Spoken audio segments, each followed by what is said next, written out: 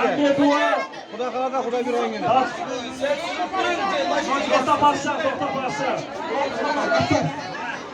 Tamam, hammaga rahmat. Centraliga kim? Qanot bagas. Qarasal yo'latamiz, bir-birini menga tutamiz. Centraligasini topshirib bering endi do'stlar. Ha, Centraligasi qara, Centraligasi. Qani Centraligasi? Qani Centraligasi? Men ko'rmayapman. Keling. Sizmisiz? Assalomu alaykum. Keling. Keling yana. Hozircha mikrofon bilan ikkinchisi. Keling seslar. Bir minut sho'rni ochib beramiz. Ho?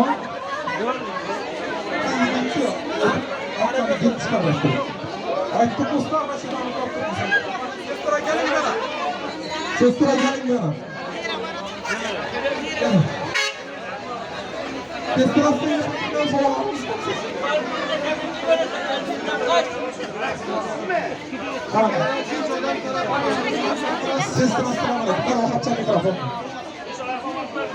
İnşallah yapamı bir... Kalan sestra, nedensiz? Alın mikrofona kaptıraksınlar. Nedensiz? Nedensiz? Namunadansiz. Karan bize telefonga aytdimizda, sovg'a kerakmidi dedingiz. Ne sebepten şu gapni aytdingiz?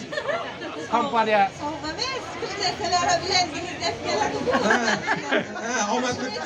Uylandingiz deb turib kerakmidi deb aytdingiz. Bizning do'kondan nol xaridati bor edingiz. Qaysi magazinimizdan? Shudan xaridati bor edingiz.